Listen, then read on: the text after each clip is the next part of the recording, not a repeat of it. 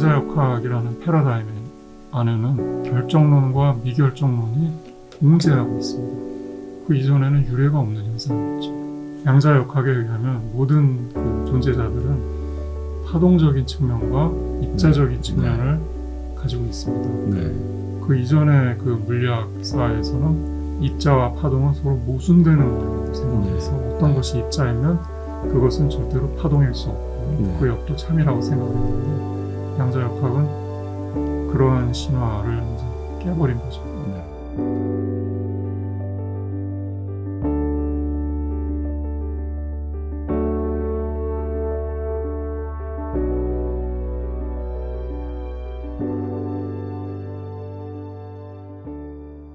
조금 더 좀 구체적으로 좀 보겠습니다. 제가 우선은 첫 번째로 여쭤보고 싶은 거는 이제 9장이 칸트와 현대 물리학이라는 제목을 달고 있습니다.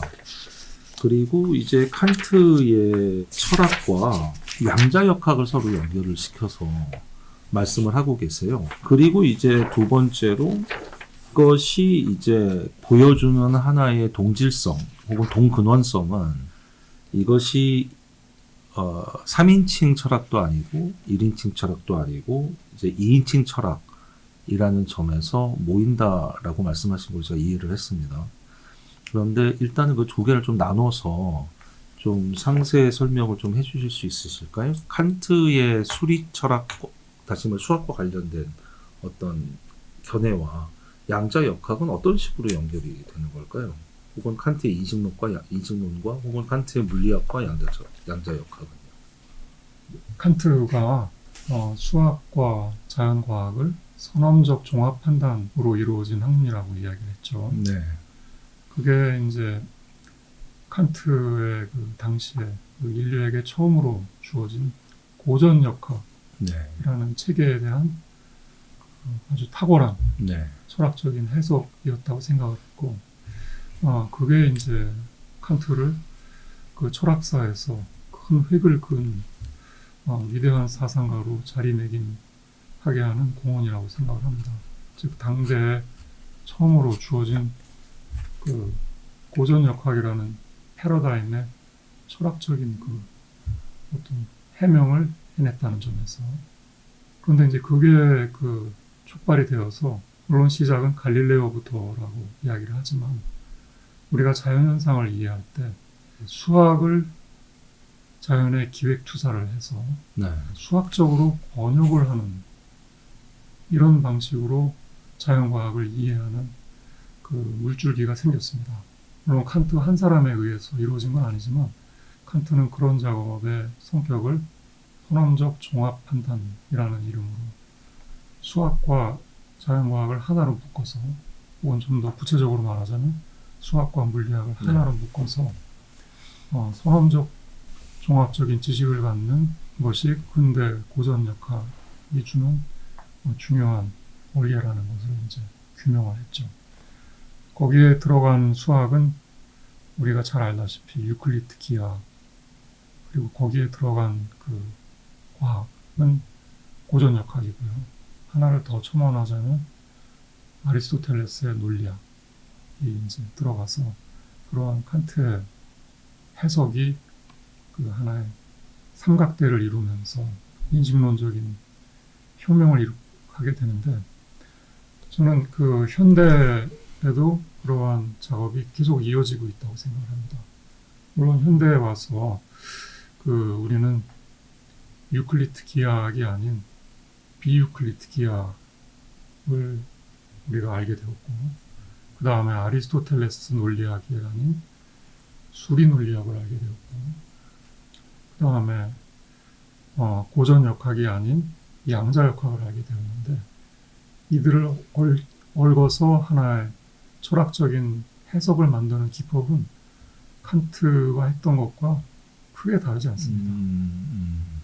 그래서 우리는 예를 들어 양자역학을 양자 논리학으로 해석을 하기도 하고요. 그게 폰 노이만이라는 그 수학자이자 논리학자인 헝가리 태생의 그 학자의 위대한 공헌이죠. 어디 보니까 수학자들의 수학자라고 예, 뭐 여하튼. 수학자들의 왕, 뭐 이렇게 표현을 하더라고요. 네. 그 다음에 유클리드 기하학을 대체하는 두 종류의 비유클리드 기하학 중에 리만 기하학이 그 아인슈타인의 부름을 받아서 아인슈타인은 리만 기하학을 가지고 그 시공간에 대한 상대성 이론을 짜나갑니다. 마찬가지로 그 양자역학에서도 하이젠베르그가 고안한 매트릭스 이론이라는 수학하고요. 또 슈레딩거가 고안한 파동함수라는 수학이 그 주춧돌이 되어서 양자역학의 코펜하겐 해석이라는 하나의 표준적인 해석이 등장하게 되죠. 즉 칸트가 했던 작업을 우리 시대에는 일종의 노동분업을 통해서 지금 제가 열거한 그 학자들에 의해서 물리학과 수학의 가교가 형성이 되었고 그 아이디어와 기법은 비슷합니다. 그 자연현상을 수학이라는 매뉴얼을 통해서 번역을 해내는 작업을 그런 방식으로 현대 물리학의 그 어떤 엣지들을 잘 해석해낸 거라는 점에서 칸트의 그러한 통찰은 지금도 유효하다고 생각을 합니다. 그러니까 칸트가 가지고 있었던 세계에 대한 인식 혹은 수학 물리학에 대한 어떤 관점 그리고 수학과 물리학을 연결시키는 방식 이러한 것이 내용이 현대 물리학, 뭐 양자역학 혹은 리만 가설 등등의 이러한 현대 물리학적 견해와 내용적으로 뭐 연결이 된다라기보다는 그 어떤 방식 혹은 형식적인 측면에서 같은 본원을 가지고 있다라고 보시는 거군요. 그러면 여기서 조금 더 나아가서 그거를 칸트가 아니고 뉴턴에서 찾을 수는 없나요? 결국엔 뉴턴도 물리학적 세계와 수학적 세계를 같은 것으로, 다시 말해서 물리학을 수학으로 풀어낸 사람이고, 그러나 유클리드 기하학을 기본적으로 전제한 그런 수학과 물리학을, 수학적 물리학을 개진한 사람이고, 그러면 그 방식 자체가 현대 물리학의 이 방식과 굳이 칸트를 거치지 않더라도 같은 근원을 가진 것으로 볼 수도 있지 않나요? 그런데 이제 유념해야 할 것이, 네. 물리학자들 혹은 수학자들은 주어진 현상에 대한 이론을 만들면 그걸로 그들의 임무는 완성된 거라고 생각을 합니다. 네. 이제 뉴턴의 경우에는 자신의 작품에 자연 철학의 수학적 원리라는 네. 이름을 붙여서 마치 뉴턴도 철학에 공헌한 바가 있구나 그런 오도적인 생각을 갖기 쉬운데 뉴턴은 철저히 그 작품에 관한 한 물리학자였죠. 수리 물리학자라고 할 수 있겠습니다. 자연 철학의 수학적 원리의 그 내용은. 그런데 이제 그러한 뉴턴의 작업에 철학적인 주춧돌, 근거, 해석을 준 사람이 칸트라고 생각을 합니다. 그래서 칸트의 작업은 뉴턴의 작업과 서로 양립 가능하면서 철학적으로 더 풍성한 옷을 입혀주었다고 할 수 있죠. 그 현대에 와서 사실 양자역학이 그 20세기 초반에 등장했을 때 양자역학에 대한 수학적인 그 체계는 일찌감치 만들어졌습니다. 네. 역시 20세기 초반에. 근데 이제 그럼에도 불구하고 양자역학 수학적인 완결성을 부여받은 양자역학에 대한 해석은 아직까지도 백가쟁명인 네. 상태로 계속 진행되고 있습니다. 한 세기가 넘도록. 그리고 그 해석에 관한 한 그 양자역학의 문제는 물리학자들만의 문제가 아니라 철학자들이 끼어들 그 여지가 상당하죠. 왜냐하면은 양자역학적 문제를 다루는 게 아니라 양자역학으로 이해된 세계의 의미는 무엇인지에 대한 해석이 갑론을박이 계속 이어지고 있고 여러 갑론을박의 해석 중에 어느 하나의 해석이 주도권을 행사하는 그런 상황이 아니거든요. 그런 점에서 칸트 시대의 철학과 과학의 관계하고 양자역학의 시대의 양자역학과 철학의 관계는 또 차이가 있긴 합니다. 그렇게 말씀하시니까 네. 왜 뉴턴이 아니고 칸트인지가 좀 더 분명하게 드러나는 것 같습니다. 그럼에도 조금 사실은 제가 이종 물리학 쪽에 워낙 문외한이어서 그런데 그럼에도 불구하고 조금 이제 의문이 남는 것은 어떤 철학적 백가쟁명의 시대라고 하셨고 양자역학이 발견이라는 표현이 맞는지 모르겠습니다만 어쨌든 양자역학이 성립이 되고 보는 세계가 보는 사람의 해석에 따라서 특히 철학자들의 해석에 따라서 매우 다양하게 이루어진다라는 말씀이 뭐 그렇겠구나라는 생각은 들지만 딱 그게 선명하게 오질 않아서 대표적인 좀 대조적인 몇 가지 어떤 예를 좀 들어서 설명해 주실 수는 없으실까요? 양자역학이 백가쟁명을 일으킨 그 원인이 되는 사건은 측정의 문제에서 발생을 하죠. 그리고 양자역학에서의 측정의 문제는 한마디로 파동함수가 붕괴되기 전과 후가 이렇게 판이하게 다를 수가 있느냐 하는 문제로 요약이 됩니다. 네. 파동함수는 결정론적인 어떤 사태성을 지니고 있고요. 수학적으로 완벽하게 예측이 가능한 그런 함수입니다.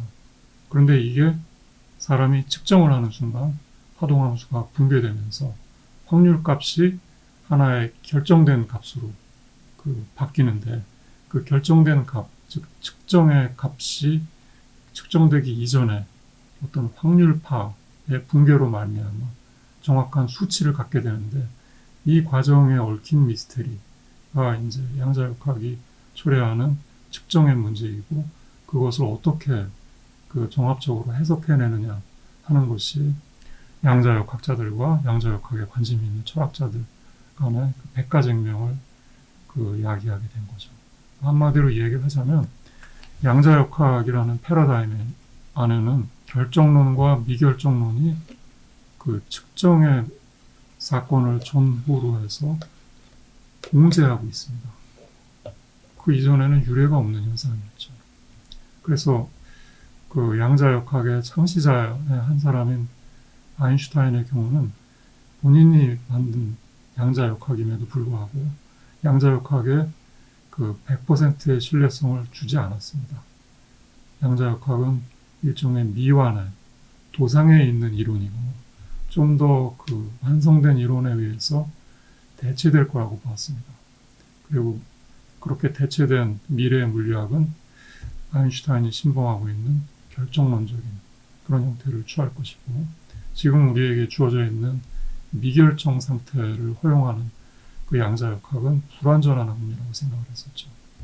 근데 이러한 아인슈타인의 진단은 EPR 실험과 조한 벨의 부등식이 나오면서 신뢰성을 의심받게 되었고 결과적으로는 실험에 의해서 아인슈타인이 예측했던 양자역학의 불완전성이라는 신화는 깨어졌습니다. 즉 양자역학을 잠깐만요. 제가 또 따라가기가 조금 버거워서 조금만 좀 확인을 좀 하고 그다음 말씀을 좀 들었으면 좋겠습니다. 그러니까 이제 파동함수라는 것이 저는 무엇인지는 정확히 모르겠습니다만은 파동함수라는 거는 그 함수라는 용어가 가지고 있듯이 수학적으로 무언가가 이제 증명된 어떤 것일 것 같고요.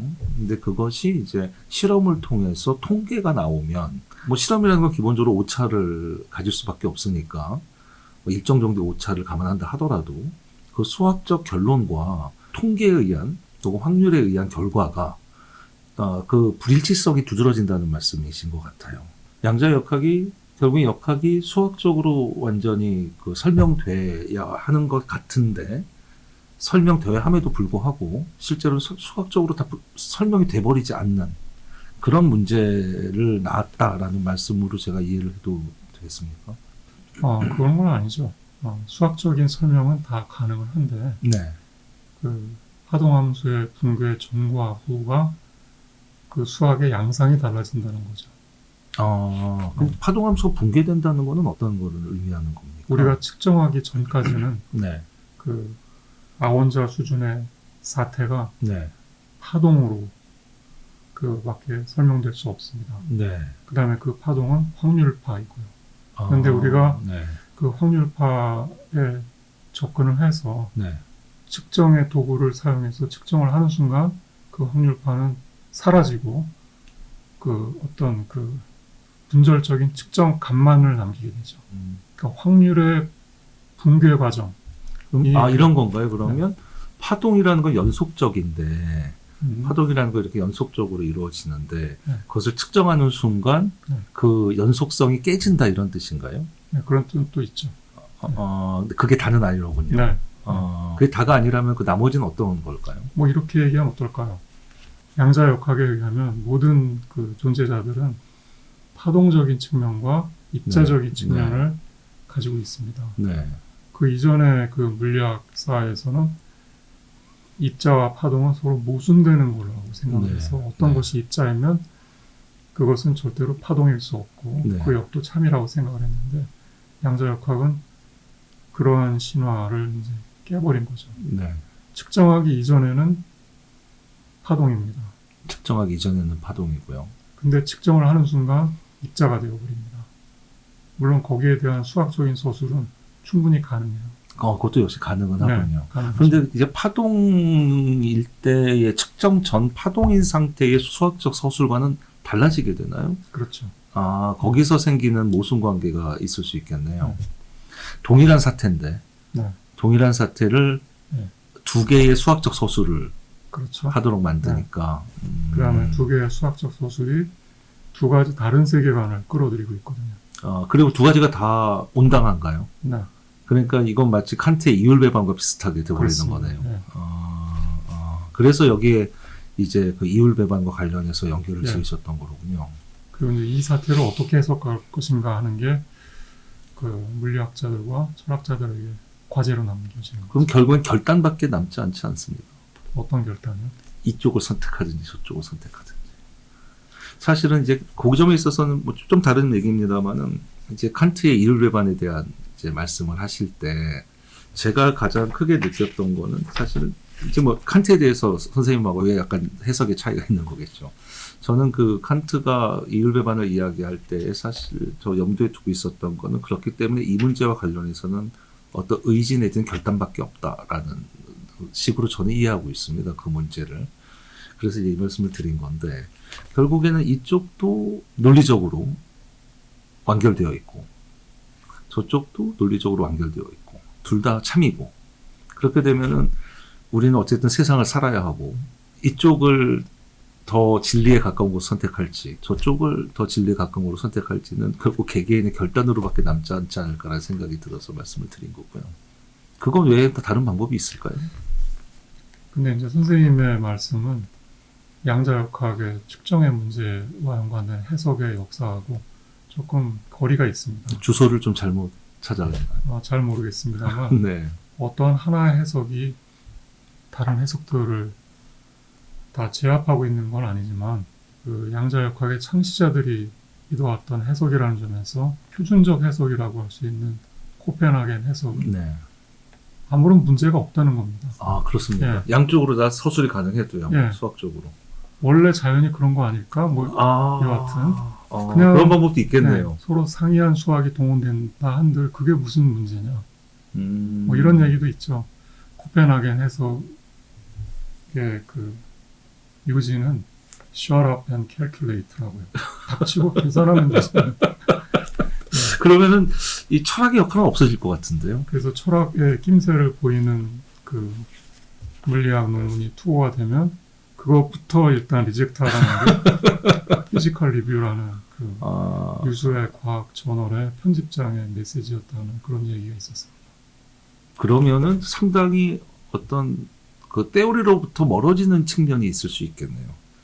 선생님 말씀 딱 듣고서 생각이 난 게 오히려 이제 다른 전혀 좀 엉뚱한 생각이긴 한데 현대에는 경제학이 실종됐다는 얘기를 하는 사람들이 있거든요. 남은 건 경영학밖에 없다. 마찬가지로 그냥 받아들여라. 중요한 거는 그것이 어떤 테오렘을 가진 것이든 네가 그걸 잘 이용해가지고 돈만 많이 벌면 된다. 뭐 이런 거거든요. 여기 그쪽 사회과학 쪽에서는. 그러니까 이쪽에서도 아니, 그건 뭐, 파동을 가지고서 수학적 서술을 하든, 입자를 가지고 수학적 서술을 하든, 원래 자연이 그런 거니까, 너는 그거 그냥 받아들이고, 열심히 계산을 해가지고, 네 계산 결과나, 논문에 잘 올려봐. 뭐, 이런 거네요. 어쨌든, 제가 이제 선생님이 말씀을 잘 따라가질 못해가지고, 중간에 이제 질문을 던진 것이고요. 여전히, 사실은 뭐 다 이해는 안 됩니다만 대략적으로 선생님께서 어떤 말씀을 하시는지는 아주 대략적으로는 알 수 있을 것 같습니다. 근데 거기서 이제 아까 하시려는 말씀 계속해 주시면